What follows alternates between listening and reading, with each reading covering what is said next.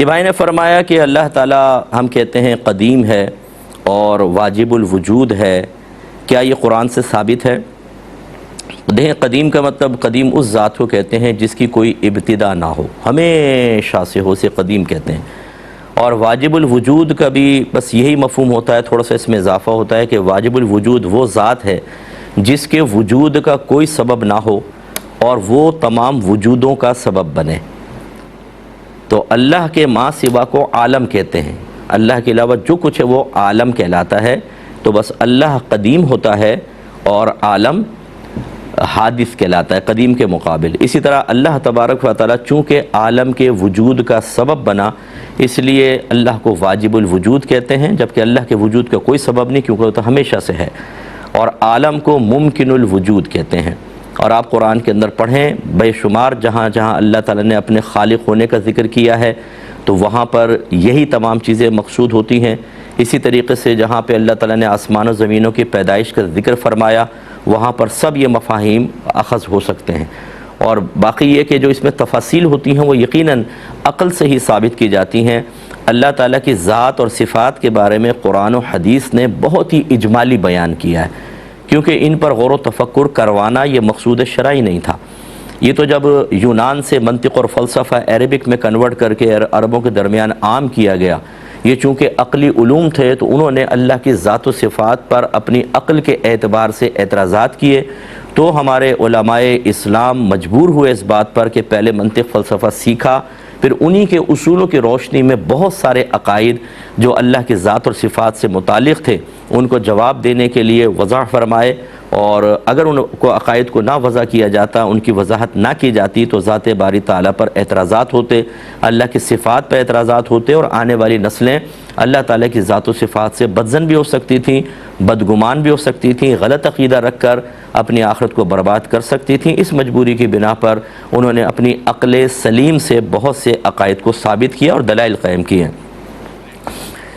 ایک مختصر سا بریک لیں گے، ہمیں یقین ہے آپ ہمارے ساتھ ہی رہیں گے۔ بسم اللہ الرحمن الرحیم۔ ایک بھائی نے پوچھا تھا کہ جو عقائد عقل سلیم سے ثابت ہوتے ہیں، کیا ان کی تفصیل جاننا ضروری ہوتا ہے یا تفصیل قرآن و حدیث میں ملے گی؟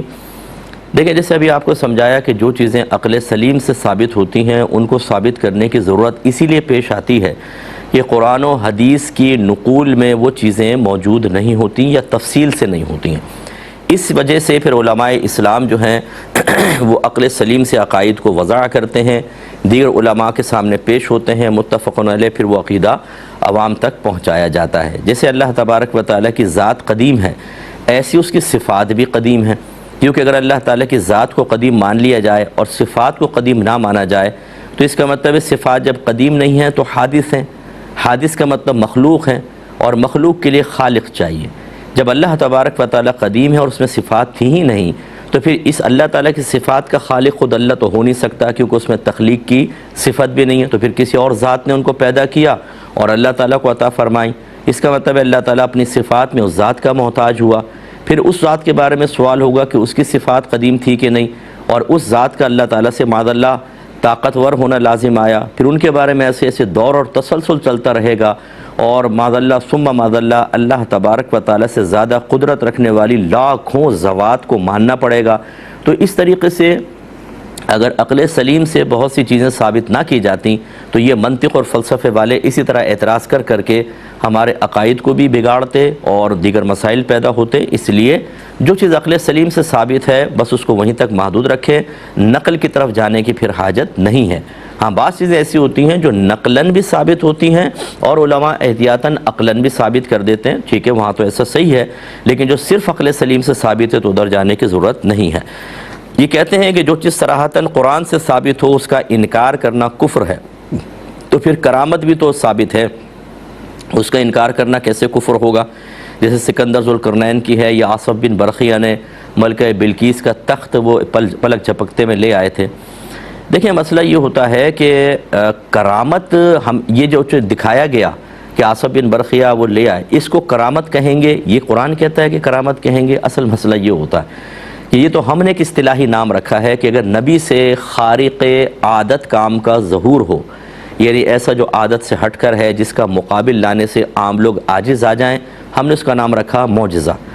اب اگر ایک ولی ایسا کرتا ہے، غیر نبی کرتا ہے، تو کیا اس کو معجزہ کہیں؟ یہ تو کہہ نہیں سکتے، ورنہ نبی میں اور غیر نبی میں اس اعتبار سے بظاہر مماثلت سی مل جائے گی۔ اس لیے پھر علماء نے اس کا نام رکھ دیا کرامت، وہ نبی ہیں، ان کا نام رکھ دیا ولی۔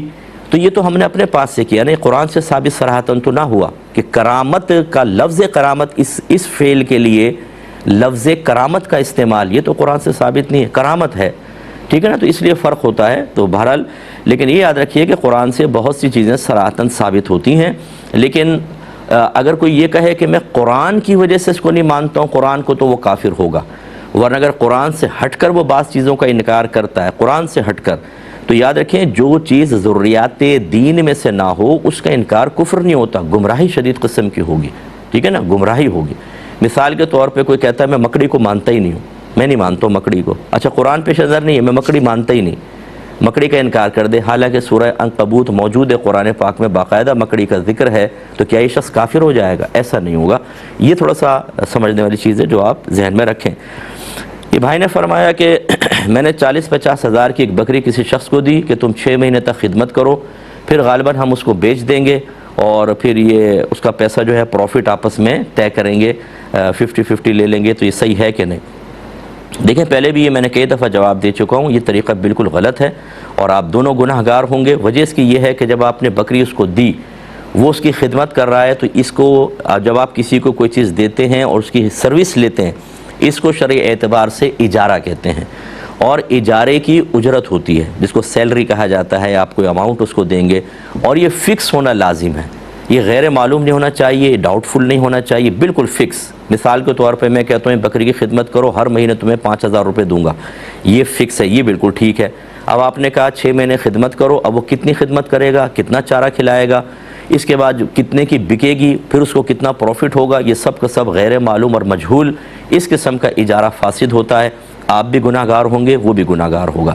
اگر آپ یہ کہتے ہیں کہ ہمارے ہاں تو سب جگہ ایسا ہو رہا ہے، تو سب جگہ لوگ نماز بھی نہیں پڑھ رہے ہیں۔ اپنے گھر میں ہی دیکھ لیں آپ، ایک نمازی ہوتا ہے باقی سب بے نمازی، تو کیا بے نمازی پن بھی جائز ہو جائے گا؟ اگر لوگ حرام قسم کے معاہدات کرنے لگ جائیں تو کیا اس سے ہم شریعت کو مٹا دیں گے؟ ایسا نہیں ہوگا، ان کو شریعت کے تابع کریں گے۔ آپ پہل کریں اپنے گاؤں کے اندر، اپنے اطراف کے اندر کہ یہ اس طرح نہیں ہوگا، میں تمہیں بکری دیتا ہوں، 6 مہینے تم اپنے پاس رکھو گے، ہر مہینے کا اتنا پیسہ میں تمہیں دوں گا، 6 مہینے بعد بکری میرے حوالے کر دو، پھر میں کتنے کی بیچ کے کتنا پروفٹ کماؤں وہ میرا، ٹھیک ہے؟ اس طریقے سے آپ کریں۔ ایک آپ نے فرمایا کہ والدہ کا کچھ چاندی وغیرہ آپ کے پاس تھی، آپ نے بھائیوں سے پوچھے بغیر اس کو بیچ کر اور والدہ کے لیے صدقہ کر دیا اور اجازت بھی نہیں لی، تو کیا حکم شرع ہوگا؟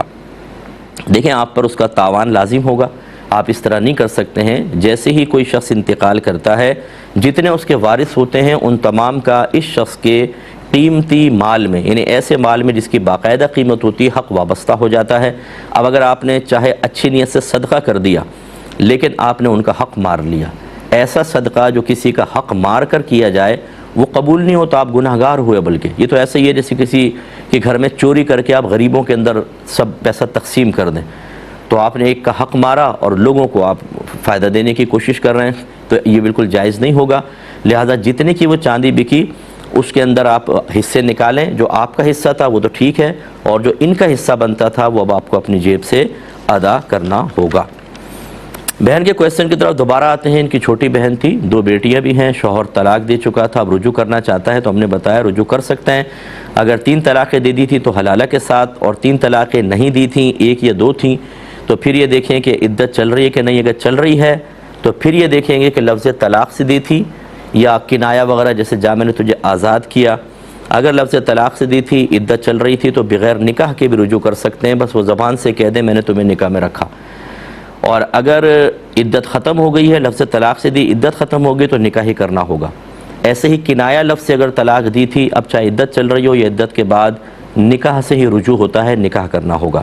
ان تمام رجوع کی جائز صورتوں کے اندر جتنی طلاقیں پہلے دے چکا ہے وہ ہو گئیں، اب وہ دوبارہ واپس نہیں آئیں گی۔ 2 دی تھیں تو اب 1 کا مالک ہے، جیسی تیسری دے گا اب وہ بچی حرمت مغلظہ کے ساتھ اس پر حرام ہوگی اور حلالہ کرنا ہوگا۔